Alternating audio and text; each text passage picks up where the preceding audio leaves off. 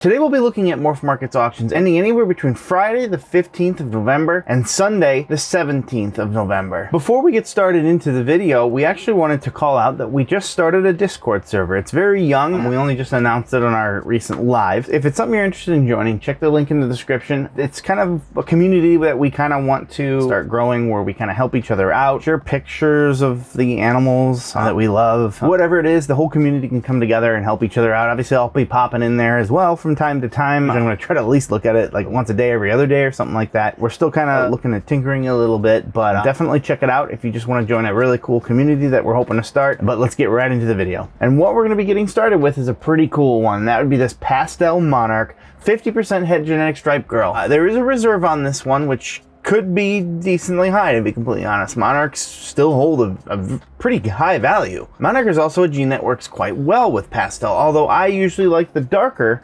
forms of what Monarch can do. Pastel actually works very, very nice because Monarch, outside of its color morph being a T+ albinism and also bringing these nice, beautiful dark mahoganies in, I feel like it serves with a microdose of Desert Ghost kind of in it. It does very well to clean up the snake and the morph itself. It is a really, really nice gene, and therefore it works quite well with Pastel. It brightens the animal up, and it does not dingy out or brown out with age. It has a very, very nice look with it. And if it is 50% het G-stripe, that is also a really nice one. Fun fact, the first Monarchs were actually Monarch genetic stripes. They actually had to do another pairing or breeding later to just show the Monarch by itself. Very cool animal. We don't know what that reserve is, but usually what I recommend is kind of just bidding up in little increments. So let's just say you're willing to take this thing to 2,000 bucks, right? Don't just type 2,000 bucks in here and let it rip. So usually you want to take it up in little increments, whether it's 25, just go to where you're comfortable. And if the reserve price goes away before then, great. If it doesn't go away by 2,000 and you don't want to do any more than that, then no harm, no foul, just stop there.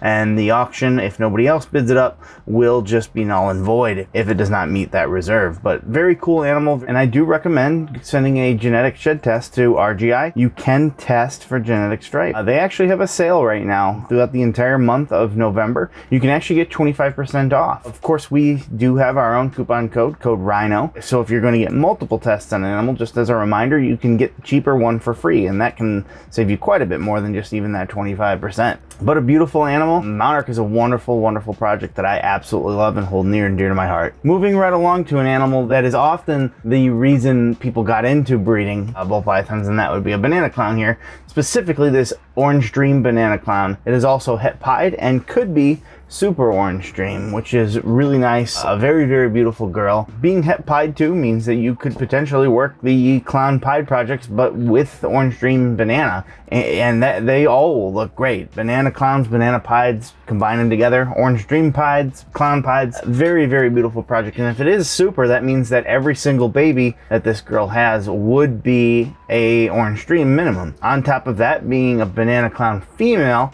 means that you don't have the issue with most males where they're male makers or they're female makers, which means that they're going to produce all males or all females. When you have the female banana, it is more normal. It is a 50-50 shot when they have babies of whether it's going to be a male or a female. It's a really nice addition, regardless of what path you decide to take it on. But it would be very, very nice to do a clown pied project with these in there. Not just your standard clown pieds, but a lot of extra power to go along with it. And there's so much you can breed into this, like Spotnose and Yellowbelly, that are just going to make it pop even more. Next up would be this Mahogany Yellowbelly Pied. And Mahogany Pies are really, really awesome to me because of what you can make with them. Mahogany is a really nice gene anyway. Just really serves to bring in this nice browning color. This is an adult here, by the way. Might not be a proven breeder, but it is up to size, so it should be able to breed pretty much right away. This is a really good price right now for a genetic that can get you into what is called the Suma Pied. And before I show you that, I wanted to show you that there's also a female. It's Mahogany Het Pied,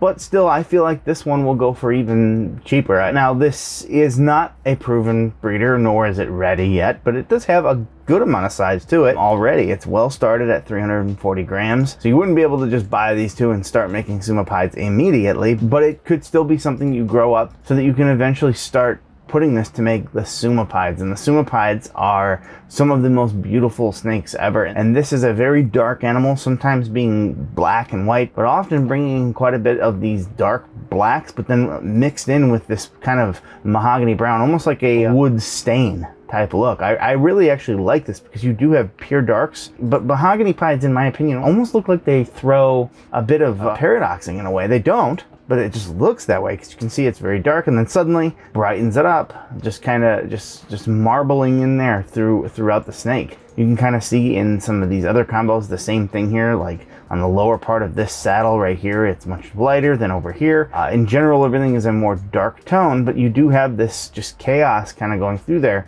just in an overall beautiful animal. That's not just two different colors, not just white and black. It's white, dark, brown, black. It's got quite a bit to it. Again, the big thing there is that there are no increased issues of kinking or duckbilling or any of the other stuff that happens when you go super cinnamon or cinnamon black pastel or the famous panda pied, the super black pastel pied. You don't have those issues. I used to think that, you know, that maybe still the black and white snake would be the way to go, but I've actually settled and said I think this is my favorite version of it. Not that I don't want a pure black and white snake, but I think that this is better, quite frankly, in my opinion anyways. This kind of chaos, it looks paradox in a way, but it's not. This is how Mahogany Pieds are, and when you get the Suma Pieds, it's even more crazy. But if you wanted to start doing it yourself right off the bat, you could try to find a female that is a Mahogany Pied as well. But mahogany is awesome, and again, you can kind of see it here too. These darker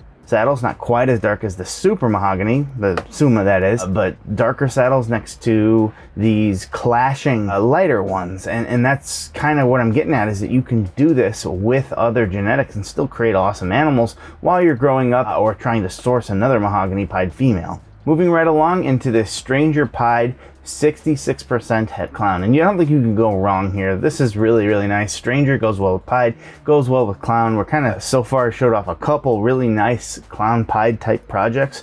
Clown Pied, just because the standard Clown Pied by itself has come down in price, I still think it's a very nice project that has some things that can be done with it. Yeah, you can't just pump out just standard Clown Pieds anymore and expect to get $2,000 for them. That's okay. That's called innovation. That means that you're going to need to start thinking of other things to put in there to make an awesome looking animal. And it's not hard, because Clown's awesome, Pied's awesome, and something like this Stranger is a perfect example of something to put into there. Now, obviously this is a 66% Het Clown, so again, another one that you'd probably want to go get a shed test on with RGI, just so that you know how you want to pair it. But Stranger is a really nice gene, and it is one that has, in the last couple of years, finally come to a more affordable level. And of course, whenever you're talking about dominant and incomplete dominant genetics, this always will happen. Eventually, as the gene kind of catches fire, there will be a brief boom where they cost a bit, and then eventually it will come down. As a lot of the breeders start producing a whole bunch of them,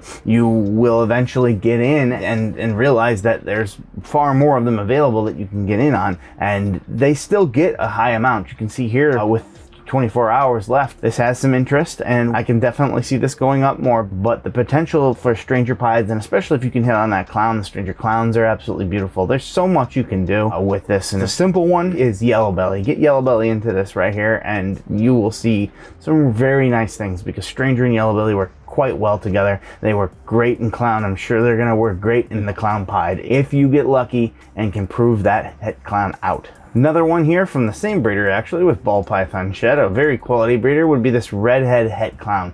A female, it might seem simple. You might look at this and say, what's the big deal? Redhead is similar to other genetics like Russo, like Lace, like Yellowbelly, not in their looks, but in the idea that they are very subtle, especially by themselves. But they are wonderful enhancing genes, and Redhead is an enhancing gene that brings in a lot of rusty colors, so they work quite well when you combine them in that sort of genetic field. So it shouldn't surprise you when you look at something like an Orange Dream Redhead Clown. Suddenly you start to see these rusty type colors coming in. This is not what an Orange Dream Clown would normally look like. Suddenly just one extra genetic and the clown gene starts to show itself off a little bit more. You start to see this burnt, rusty color coming in. There's a lot of different routes you can go with this too. It doesn't always have to be some dark route. Look at this one right here. This is a Redhead Batman, just that gene. This is, again, not what the Redhead gene normally looks like. Looks like this one here is a Spotnose lace Redhead Clown. So lace is in there too, which is really brightening this animal up. But you can kind of see that kind of peachy type color being brought in from that. We talked about Stranger earlier. Look at this Redhead Stranger Spotnose Clown. Look at those burnt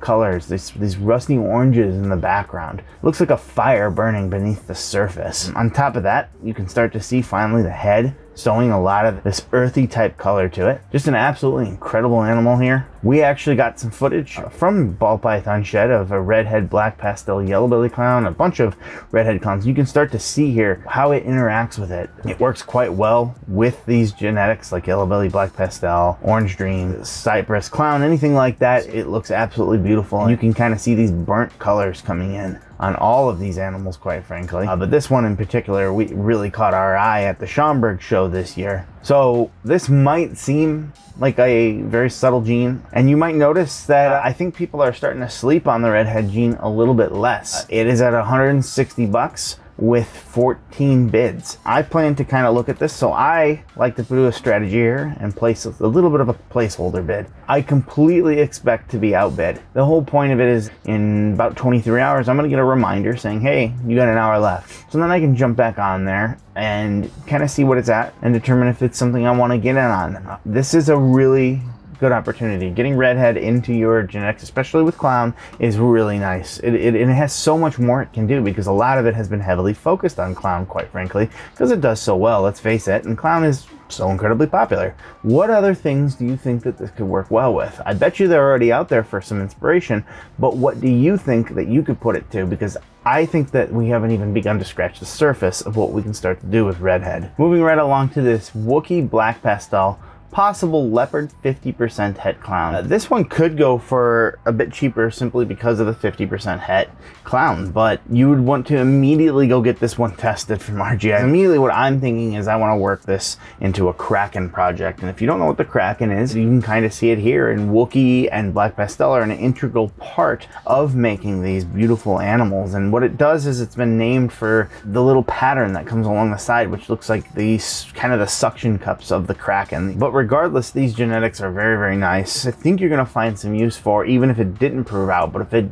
does prove out, it would be incredibly nice. Being a female, that's what I'm getting at. So if it didn't prove out, you can still breed it to something and make some cool animals, but man, oh man, if this proves out, that's going to be a really big boon for you in creating these. After all, if you wanted to create the Kraken 2.0, you're only missing GHI and Yellowbelly. Getting a male with those in it wouldn't be too terrible, and quite frankly, I'd recommend getting something with even more in it, so that way you can use it for other projects as well. It's very important that your males can be used towards multiple projects, in my opinion, or towards at least multiple females, so it's very nice to be able to have a kind of a utility tool males. But a really good opportunity. I don't know how much more interest there will be. There is obviously a few people here that are definitely in on this, but I think it's worth a look. Depending on what the price goes for, they could definitely start putting you on the map, especially if it proves out for that Het Clown. From Petra Genetics would be this Sunset, and it's also possible Orange Dream. Sometimes it can be a little hard in these to see in these already very orangey animals, but this is a very nice bright one. I would venture to say it probably is, and if you really wanted to know, Orange Dream is, again, a test that you can do. You can send it in and have that checked,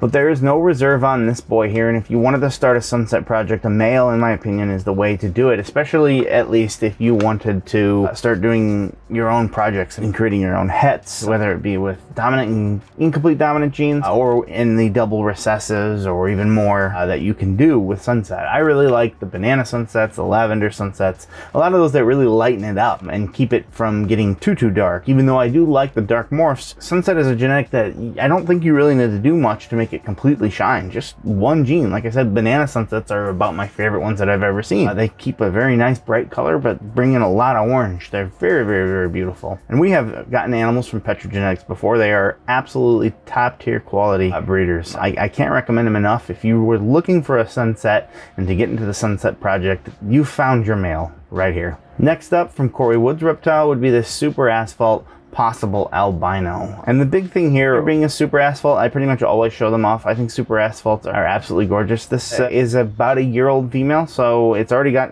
some decent size to it and can probably be ready within the next 2 years or so. A Super Asphalt is going to be very, very nice and beneficial for the freeway project. And what that is the combination of Yellowbelly and Asphalt, because you're always going to pass on one copy of Asphalt. And a lot of the problems you run into if you pick breeders that are already freeways to kind of start this project is that you never know which genetic you're going to get out of them. It will always pass on one copy of either Asphalt or Yellowbelly, and you'll never know which one it is because they look exactly alike, unless you breed it to another Yellowbelly complex gene like another freeway, and you either get Ivories, Asphalts, or another freeway. But with an animal like this, you'll always know that you're going to get Asphalts out of it. The Super Asphalt guarantees it. And so I always show this off whenever you're trying to work into those highways and freeway type projects. Freeway in this case, of course. A highway is the gravel and the Yellowbelly, but they look really nice too. Just a little bit of a different shading. I feel like the highways are a little bit lighter and the freeways are a little bit darker. I think they're both very, very nice.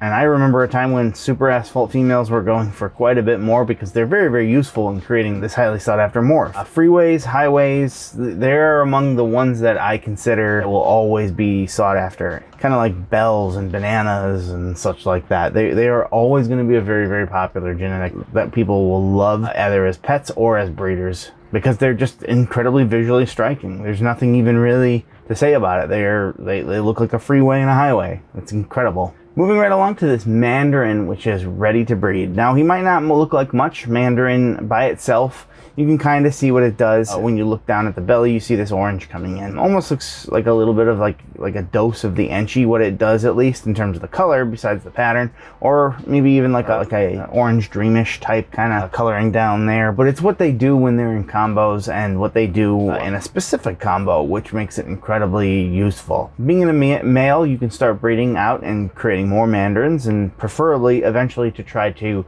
create the Super Mandarin. And what would be very nice is if you put it to a visual hypo girl, because then you can create visual Mandarins that are het hypo and then put those together to try to make this bad boy. This would be the Super Mandarin Hypo. That is where the money is, and for the longest time people thought that this just was the Super Mandarin. It was later proven that Hypo was also an integral part of what this look is, but it is incredibly beautiful and about one of the more orangish animals, this tangerine orange that you can possibly get. It does a perfect example of being kind of frosted but yet very, very, very orange and still having these really deep blacks kind of coming through. It's just a mixture of everything. Your contrast here goes between a frosted lightish color, a very, very bright color, along with some deep darks, and then playing around with this like kind of burnt orangish type color too. It's nice. It's very crisp, very beautiful, and there's so much contrast here, whether it be color, shading. The pattern is also very, very busy. Very, very beautiful animals, and that's the sort of stuff that you kind of look at when if you're going to be a ball python breeder.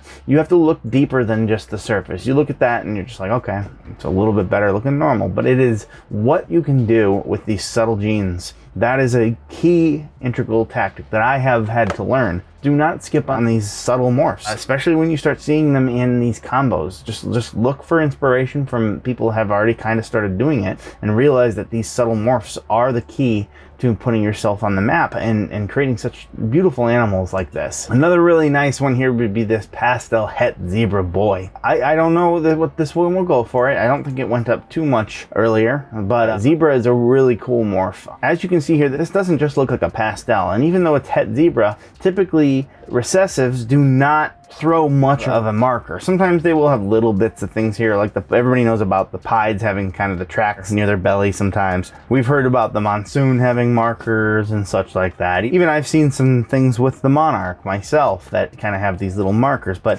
this one is a completely different story. The Zebra almost does like an Anchy type thing to it, and quite frankly even more. And that's because there's some debate out there about whether zebras should even be a recessive morph, because it has a very nice visual appearance. You can clearly see this striping that is not brought to you by the Pastel in any way, shape, or form. That is not what Pastel does. I mean, this is incredible, and quite frankly, this one is such an incredible example even that it almost starts to blend whether it is a zebra. And I'm sure they would tell you if it's a zebra, because it would go for quite a bit more. Zebra isn't even thought to be the only one in it. There's thought to be a few other, like Mackenzie and, well, a Striker, which I'll show you here in a bit, because if you look here, this is a zebra, so 2 copies of that het, and you can kind of see that it even makes it even more wonky. So you start to get these zigzags through it that sometimes go over and sometimes don't, whereas this is just pretty much just pure striping. But here you just have these zigzags. It also serves to change the coloring of the animal. I think it like creates a bit more of an orangey tint, like brightens it up. Now let me show you the Striker. This is the Super Striker here. Now granted, this one is a pastel, so it will bring in a lot of those yellows. This one is not. In fact, it's Yellowbelly, which is why you kind of have some of this granulation and this flaming coming up. But you can definitely see the similarities there. So some people think that these are the same. I cannot weigh in on that, at least not yet. I do actually have a Striker here. It is a cool project that we are very, very excited to have added this year. And whether or not these are all kind of the same or not, they do very similar things, and they are all really cool. So it doesn't really matter. Right now, the price on this is insane. The zebras go for quite a bit, and they should, because they're incredible. And it is one of the higher end morphs, in my opinion, whether it be zebra or Striker or Mackenzie or whatever it is. They are all very, very nice, and I can't really recommend it enough, because this could be the next big thing, in my opinion. They are absolutely incredible. Like I said, this is a Super Striker Yellowbelly that you're looking at right here. So basically the 2 copies of Striker and Yellowbelly. This is just Zebra, which would be 2 copies of the Zebra, which is still classified as a recessive, mind you, and Pastel. And you can see it even really creates a very nice creamy looking pastel. Very, very cool morph. I can't recommend this enough. You should definitely consider getting in on these projects if you can. Moving right along to these Butter Cinnamon Clowns that are 66% het puzzle from Brock Wagner. This is really, really nice. I can't see this not going for a bit more, because this is a group for one. It is 1 male and 2 females. The description here says Butter Cinnamon Clown, 66% het clown, but that's a typo. It is 66% het puzzle, and you get all 3 of them. Puzzle is another genetic that, lo and behold, you can test for. It would probably be very, very ideal to do so. Now, I actually probably wouldn't recommend using this group together, because the butter, you know, if you put it to the other butter, you could create an all-white snake with blue eyes. That's a bell. Butter and Less are the same thing, so they're all blue-eyed Lucy type genetics. And it would be really a shame to create a blue-eyed Lucy that happened to be a cinnamon clown puzzle. So a very, very cool project with a lot of different potentialities here. This could be something that maybe you even get in with a friend on. It's still a really awesome deal. The puzzle is such an incredible genetic, and you got 3 shots with a 66% chance each. Those are really good odds. So you could get this and send the genetic test in. And remember, you could use code Rhino to get one for free, because you get a buy one, get one free. And on top of that, since you're having a 3rd one tested, you could get another animal tested for free that's equal or with lesser value. Next up would be this GHI Redstripe Yellowbelly Black Pastel Het Clown girl. There's a lot going on here, but she is already about a 1/3 to size, which is really, really nice. These are all genetics that work incredibly well together. In fact, you're kind of only just missing on a visual clown and the Spotnose gene, and you would be looking at a Pompeii. In fact, one with GHI in the mix as well. But I can see this one going for a very favorable amount. It's still a very, very nice animal with a lot of potential. And I always say this, I always go and show off the Pompeii, because the Pompeii is awesome and it's a great project to work towards, but there's still so much you can do with this. There's so many combos out there with that many genetics. Maybe you start throwing in a little bit of other things to spice it up, see what else interactions you can get. Maybe something like blackheads or even throwing maybe a bit of the lace combo in there, kind of just enhance the animal quite a bit. Stranger would be another very nice one too. So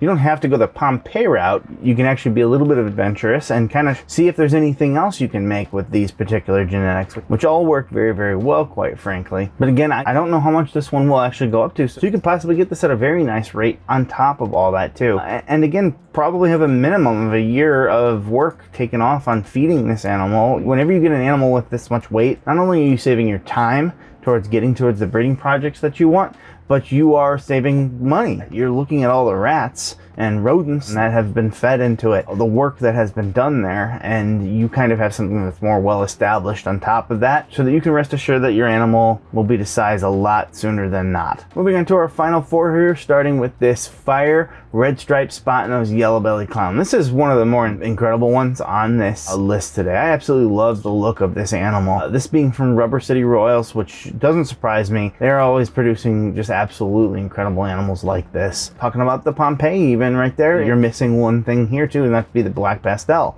But again, you start to see what I was talking about earlier. Yes, Pompeii is just about one of the coolest animals on the earth, but you see kind of just one mix. You switched out the black pastel for Fire and look at the difference. They're still incredible. There's just one gene that's been swapped. And that's the incredible awesomeness that you get with these particular combos, is that a lot just seems to work well and in different ways. You get something that's a little bit more darker, more magma-y, and that's what's named for, right? The Mount Vesuvius that buried the city of Pompeii. But now you get something that's a completely different kind of look. You still have that kind of chaotic, like orange, kind of crust going on with it, but it's a little bit more chaotic, and it's definitely more bright because of the fire. Works very, very well with this. It doesn't surprise me that the pairing here, one of them was from Ozzy Boyd's, who's just one of the absolute insanely quality breeders out there, and mixed with one from Canova. This is just incredible. It's like a fusion of just absolute beauty. Absolutely incredible animal. There's no way this stays in this hemisphere. In fact, I'm going to be in on this one as well,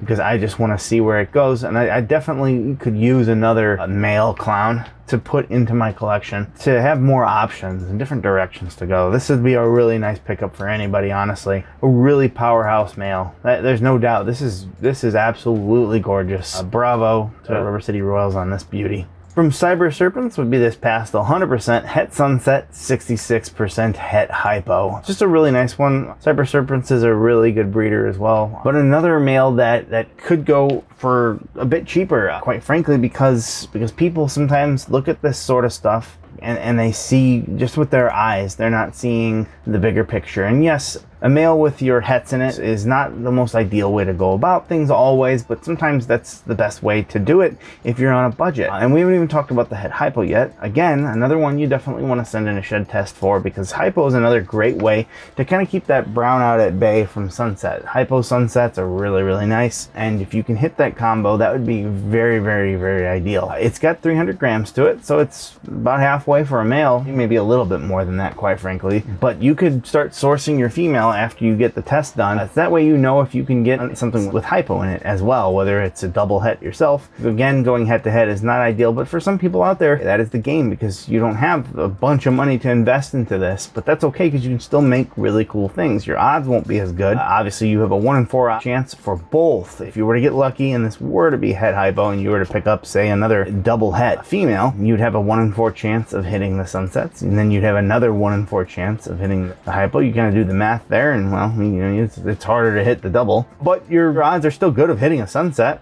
and maybe it ends up being het hypo, and your chances go up more if you breed that one out, especially if it's a boy, to put back to the female. Just another really great option, I think, for somebody who wants to get into that project, but might look at it and say, well, I don't got the money to do that right now. Well, you do. Yeah, your odds won't be as great, but don't let that stop you. If anything, that'll make the success story, if you do hit it, all that more sweet. On to our final two would be this Lace Yellowbelly Fire 100% Het Clown boy. Again, not always ideal to have your male be the het, but again, when you're talking about those genetics, you're going to be paying quite a bit more if you get the visual clown. Sometimes it's nice to get a little bit of a stopgap male there. So if you want to get lace into your collection, it's pretty easy here. You get this male here who again has a good amount of size to him, who could be ready in a year, and maybe he's just there to get the lace clown into your genetics. You put them to a visual female clown with maybe some other genetics there too. You get your visual lace clowns. And if you can get yourself maybe a lace female, that's even better,